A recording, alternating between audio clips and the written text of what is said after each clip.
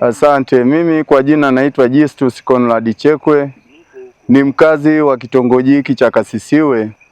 Ilikuwa ni mida ya saa 12 jioni hii tumepata taarifa kwamba kuna mwanafunzi wamedumbukia hapa kwenye mto Lwiche. Kweli kuna kivuko ambacho kwa kweli hakikizi utaratibu wa kuvuka kwa sababu maji yakijaa pale, kwa kweli inakuwa ni changamoto kwetu sisi wazazi, tunakuwa hatujui kwamba kweli watoto watavuka salama au la. Kwa majina naitwa Gertruda Aristide Maufi, ni mkazi wa Kasisiwe. Tunapoteza watoto wetu hapa, maana sio mara ya kwanza kupoteza watoto hapa katika huu mto. Ni mara kadhaa imetokea. Kwa hiyo tusaidieni kutujengea shule ya sekondari Kasisiwe. Naitwa Ezekia Mwakasege, ndiye mwenyekiti wa Kasisiwe.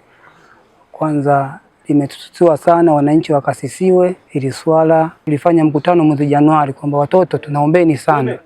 Hii hali saizi imekuwa sio nzuri, tunaombeni mvuke daraja kubwa, lakini kwa sababu ni watoto uwezi muda mwingi ukawazuia.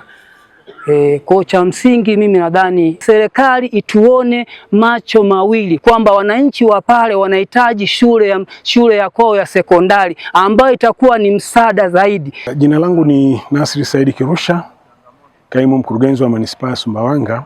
Tulikuwa na jitihada zinazoendelea za kujenga sekondari hapa Kasisiwe. Kimsingi tumeweka kwenye budget, lakini pia wananchi wa Kasisiwe walishaanzisha jitihada hizo na eneo limepatikana. Kwa tunaendelea kufanya juhudi za dhati na za makusudi kabisa kuhakikisha kwamba sekondari hii hapa inapatikana ili kuepusha watoto hao wanaovuka hapa usije kutokea tena madhara mengine kama haya. Kwa niendelee tu kutoa wito kwa wananchi kuchukua tahadhari. Kikubwa nitoe tu wito kwanza kwa hao watoto wadogo. Tunaona mvua, ni vyema wazazi pia wakawa ni sehemu ya kuwasaidia kuwasindikiza wanapokwenda shule kwa sababu ya mvua zinazonyesha.